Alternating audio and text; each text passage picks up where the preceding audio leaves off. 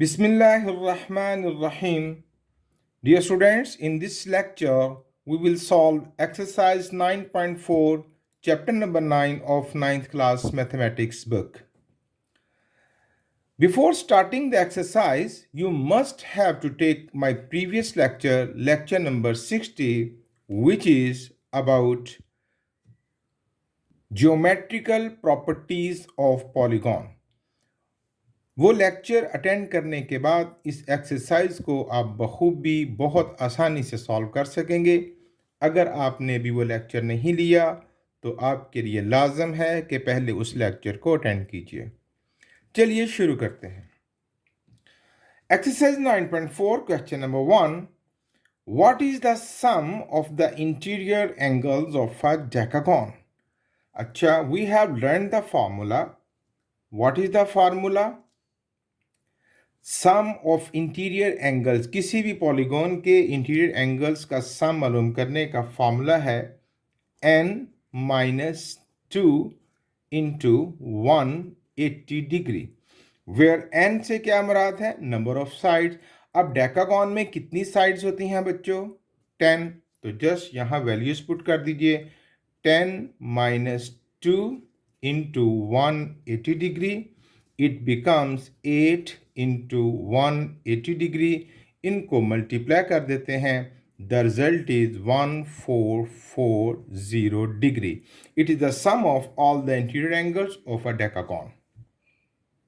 Okay, second part, calculate the measure of each interior angle of a hexagon. तो what is the formula? Each interior angle मालूम करने का formula है बच्चों n minus 2 multiply by 180 degree over n। Okay, तो यहाँ n hexagon, hexagon में कितनी साइड्स होती हैं? 6। तो यहाँ वैल्यूज पुट कर देते हैं। 6 minus 2 into 180 over 6, the result is 4, 6 minus 2, 4 into 180 over 6। ये कटिंग कर देते हैं। 6 3 ज़ा 18, 4 into 30 and 120 degree. It is the each interior angle of the hexagon. Third one is, what is the each exterior angle of a regular pentagon? So what is the formula to find the each exterior angle? That is 360 over n। n से मुराद number of side. अब pentagon में n कितना है? कितनी sides होती हैं? 5। Okay, divided 360 over 5, it becomes 5 7 the 35 and 5 2 the 72 degree. Next one is, if the sum of the interior angles of a polygon is 1260 degree, 1260 degree, ये कोई polygon है, वो छुपा ली गई है। ये बतलाया गया है कि उसके इंटीरियर एंगल्स का सम है 1260। How many side does the polygon have? तो बतलाइए ये इसकी कितनी साइड्स हैं। तो क्वाइट इजी, हमारे पास जो फॉर्मूला है तमाम एंगल्स का सम मालूम करने का, हम उसको यूज़ करेंगे। That is n minus 2 into 180। ये तमाम एंगल्स का सम, और तमाम एंगल्स का सम हमें मिला कितना है? 1260। यहाँ पर जो n है, ये नंबर ऑफ साइड्स निकल आएंगी, हम मालूम कर लेंगे। n minus 2 is equal to 1260 over, ये 180 मल्टीप्लाई कर रहा था, वहाँ जाके डिवाइड करेगा। So we get the result. हम इसको कैलकुलेटर से डिवाइड कर लेते हैं। It gives us 8। अब माइनस 2 वहाँ जाके मल्टीप्लाई करेगा, n is equal to 8 minus 2 वहाँ जाके प्लस 2, तो n कितना निकला? 10। सो ये ऐसी पॉलीगॉन है जिसकी नंबर ऑफ साइड्स कितनी है बच्चों? 10। But how is it possible? 10 sided का तो सम ऑफ एंगल्स था 1440। I guess here is a mistake. यहाँ पर सम होना चाहिए 1440। आपकी बुक पर गलत लिखा हुआ है, बिकॉज प्रीवियस क्वेश्चन के मुताबिक अगर 10 साइडेड है तो उसके तमाम इंटीरियर एंगल्स का सम 1440 होना चाहिए। तो यहाँ 1440 होगा definitely. It becomes 1440 1440 over 180 and now it becomes 8 and the sum is 10। Cross match हो गया ना। ओके, ये था question number 1। And now question number 2। In a parallelogram ABCD as shown in the figure, AB is equal to 10 centimetre, ये देखिए ये है 10 centimetre, and AD ये वाली साइड इट इज 6 सेंटीमीटर, और मेजर एंगल BAD ये मेंशन है, BAD that is 45 degree. Calculate the area of the parallelogram. याद रखिएगा बच्चों, area of parallelogram in this situation, जब ये दो साइड्स और इंक्लूडेड एंगल गिवन हो, तो व्हाट इज द फॉर्मूला। चलिए यहां लिख लेते हैं, एरिया ऑफ पैरेललोग्राम, ये पैरेलल का निशान, parallelogram is equal to half into, sorry मेरी तवज्जो ट्राइंगल की तरफ चली गई, इट इज नॉट जी। Area of parallelogram that is a into b into sine of theta. A से मुराद ये साइड, बी से मुराद ये साइड, और साइन ऑफ थीटा इसका इंक्लूडेड एंगल जी।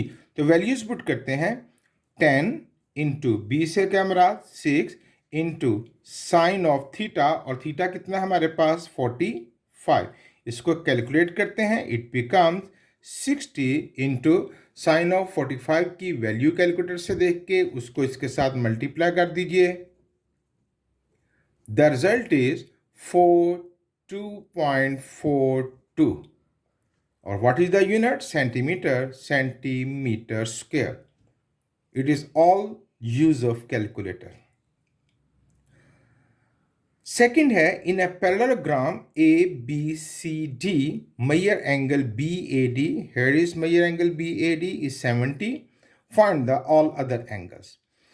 तो हमने पढ़ा था कि ये जो पैरेललोग्राम में ऑपोजिट एंगल्स होते हैं वो इक्वल होते हैं। तो भाई अगर मेजर एंगल A 70 डिग्री है तो मेजर एंगल C भी कितना हुआ, 70 डिग्री। आगे आप अगर रीजन लिख लें तो अच्छी बात है, ऑपोजिट एंगल्स।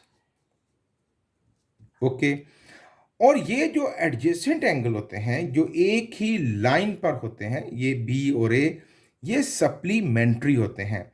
तो मेजर एंगल B जो होगा वो होगा, सप्लीमेंट्री एंगल्स कौन से होते हैं, जिनका सम 180 हो।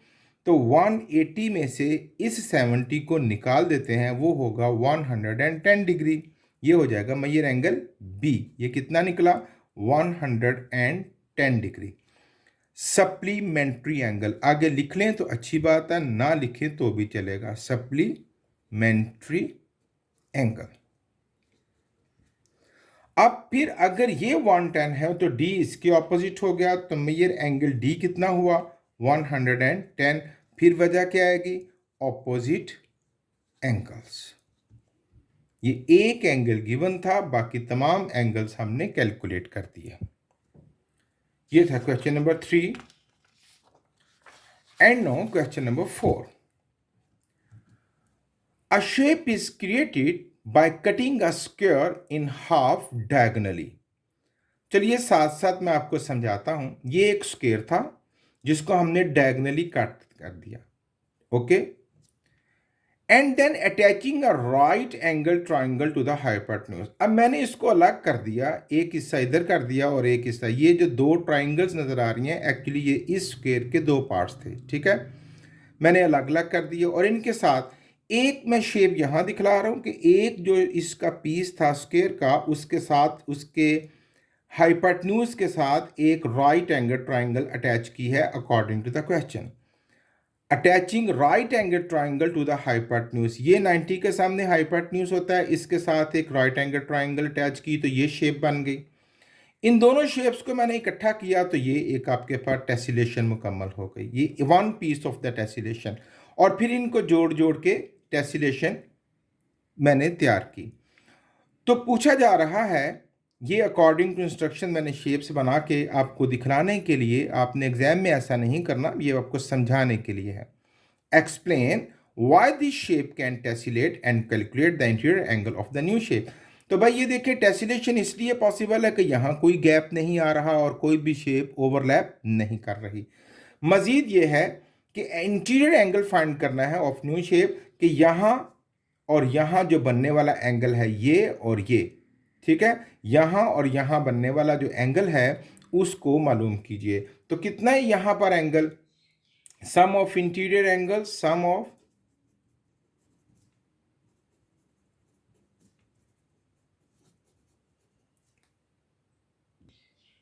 इज इक्वल टू, अच्छा भाई ये जो स्क्वायर था इसको जब डायगनली काटा तो ये यहाँ पर 90 था, दो हाफ हो गए, 45 इधर और 45 उधर, तो ये वाला एंगल कितना हो गया 45 डिग्री प्लस, और ये जो इसके साथ हमने राइट एंगल ट्रायंगल अटैच की है इसका ये वाला एंगल कितना है 90, 45 plus 90, what is the sum 135 degree. ये हो गया उस पॉइंट के angle, sum of interior angles where they meet each other.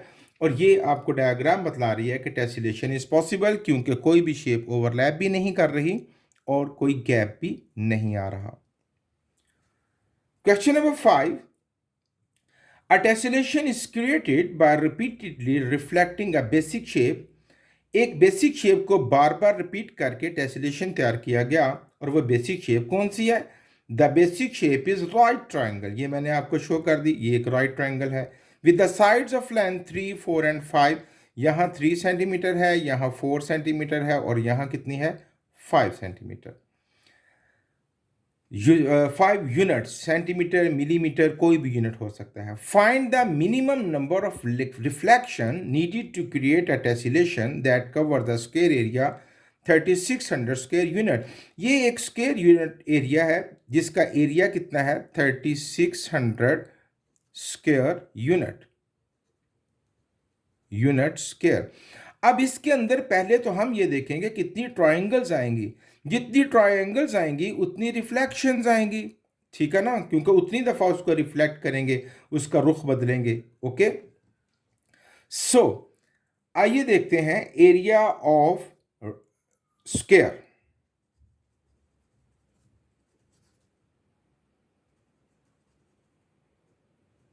That is given 3600 unit square. अब एरिया ऑफ ट्रायंगल फाइंड कर लेते हैं। Area of triangle that is equal to half into base into height, half into what is the base 3 into what is the height 4, 2 2 जा 4, 2 3 जा 6 unit square. अब भाई एक triangle का एरिया 6, तो कितनी ट्रायंगल यूज होंगी, number of triangles, number of triangles. Total area कितना है बच्चों 3600, उसको डिवाइड कर देंगे एक ट्रायंगल के एरिया से विच इज 6, 6 6 36, 600 ट्रायंगल्स यूज होंगी एंड 600 रिफ्लेक्शंस यूज होंगी। नंबर ऑफ रिफ्लेक्शंस भी कितना होगा, नंबर ऑफ रिफ्लेक्शंस वो भी कितना होगा 600। बहुत आसान सवाल जा रहे हैं बच्चों। Question number 6, a tessellation is created using regular hexagon, each hexagon side of length 5 centimetre. Regular hexagons को मिलाकर टेसिलेशन तैयार की गई है और एक हेक्सागॉन की साइड कितनी है 5 centimetre. Find the total area of tessellation if it consist of 25 hexagon. अगर 25 हेक्सागॉन से मिलाकर टेसिलेशन तैयार की गई हो तो what is the total area. पहले हम इस हिस्से को फाइंड कर लेते हैं, what is the total area. Area of each hexagon, हमने फॉर्मूला पढ़ा था ना क्या, दैट इज 3 √3/2 s स्क्वायर। 3, ये पिछले लेक्चर में मौजूद है डिटेल के साथ, 3√3/2 and what is the side, that is 5 whole square, which is equal to 3√3/2 multiplied by 25. आप इसको with the help of calculator calculate कीजिए, it gives us 1623.75 centimetre square. ये एक हेक्सागोन का एरिया है। तो कितनी हेक्सागॉन्स यूज होंगी? 25। तो टोटल एरिया कितना हो जाएगा? टोटल एरिया ऑफ टेसिलेशन, एक हेक्सागोन का एरिया था 1623.75, इसको मल्टीप्लाई कर देंगे 25 से, क्योंकि टोटल टेसिलेशन में 25 हेक्सागॉन्स यूज हुई हैं। तो अब हम इसको इसके साथ मल्टीप्लाई कर देते हैं। वी गिव्स, यहां मेरे दोस्त ने वैल्यूज मुझे गलत लिखवा दी हैं, जब इसको कैलकुलेट करेंगे हमें वैल्यू मिलेगी 64.95। ओके, अब यहां पर मल्टीप्लाई करेंगे हम 64.95 को 25 से मल्टीप्लाई करेंगे and know the final result is 1623.75 centimetre square. ये है area of the tessellation. Okay, अब हमें दूसरी बात पूछी गई है, find the total perimeter of the outer as of the tessellation, assume it's perfect hexagon. तो एक हेक्सागोन का जो पेरीमीटर है उसको मालूम करके हम उसको मल्टीप्लाई कर देंगे किसके साथ? 25 के साथ, क्योंकि 25 हेक्सागॉन्स यूज हुई हैं। तो perimeter of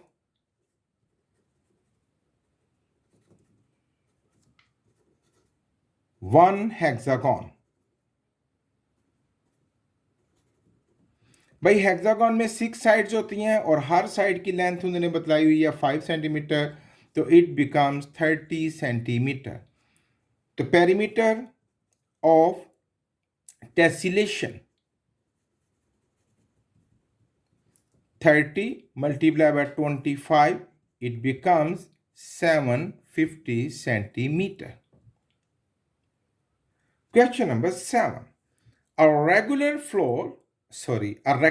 floor is 12 meter by 15 meter. How many tiles each? अब एक टाइल का जो एरिया है, जो डायमेंशंस हैं, वो 1 मीटर बाय 1 मीटर है, are needed to cover the floor. तो पहले हम एरिया ऑफ फ्लोर मालूम करते हैं। एरिया ऑफ फ्लोर, ये एक रेक्टेंगुलर शेप है जो क्या होता है? Length multiply by width. So what is the length? 15। What is the width? 12। इनको मल्टीप्लाई करते हैं, it gives 180। What is the unit? Metre, metre square. Area of each tile, area of each tile, एक tile का area क्या है उसको भी उसकी डायमेंशन से मल्टीप्लाई करते हैं, और उसकी डायमेंशन हैं 1 multiply by 1, 1 metre square. The number of tiles कितनी यूज होंगी? नंबर ऑफ टाइल्स कितनी यूज होंगी? 180 को हम डिवाइड कर देंगे 1 से, इट बिकम 180 टाइल्स यूज होंगी उस फ्लोर को कवर करने के लिए। Question number 8. A rectangular wall is 10 meter tall and 120 meter wide. How many gallons of paint are needed to cover the wall? उस वॉल को पेंट करने के लिए कितनी गैलन्स यूज होंगी? जबकि एक गैलन कितना एरिया कवर करती है? 35 मीटर्स के। तो हम पहले वॉल का एरिया मालूम कर लेते हैं। Area of wall, area of wall, तो वॉल रेक्टेंगुलर है ना, तो उसकी डायमेंशंस कितनी हैं? 10 metre multiply by 120 metre, it is 1200 metre square. अब 1 gallon covers area,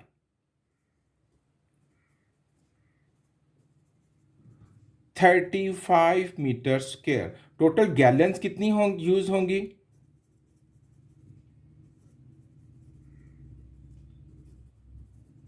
total gallons use होंगी, टोटल एरिया को जो 1 गैलन एरिया कवर करती है उससे डिवाइड कर देंगे। 1200/35, इट गिव्स 34.38। ये उसकी वैल्यू होगी, लेकिन हम राउंड फिगर में गैलन्स का आंसर देंगे, तो which is equal to 35 gallons. Question number 9. A rectangular wall has a length of 10 meter and width of 4 meter. If 1 liter of paint covers 7 meter square, how many liters of paint needed? So it is 100% same as question number 8. Do it yourself. Question number 10, the last question of the exercise. A window has a trapezoidal shape with parallel sides of 3 meter and 1.5 meter. ये देखिए, ये एक trapezium type शक्ल है और इसकी ये side कितनी है? 3 मीटर, और इसकी ये वाली साइड कितनी है? 1.5 मीटर, और इसकी जो हाइट है वो कितनी है हमारे पास? 2 metre. Find the area of the window. ये जो विंडो इस शक्ल की है, जो ट्रेपीजियम जैसी है, उसका एरिया हमने फाइंड करना है। तो what is the formula? You have to remember the formula to find the trapezoidal shape. That is half into a plus b into height. Half into a से मुराद एक साइड, बी से मुराद दूसरी side, और height आपके सामने है। Just put the values. Half into a कितना है हमारे पास? 3, बी कितना है? 1.5, और हाइट कितनी है? 2। 1/2 इंटू 4.5 इंटू 2, ये 2 कट जाएगा and it give 4.5। What is the unit? Metre square. ये थी बच्चों एक्सरसाइज 9.4। खूब अच्छे तरीके से मेहनत कीजिए। Thank you very much. अल्लाह हाफिज़।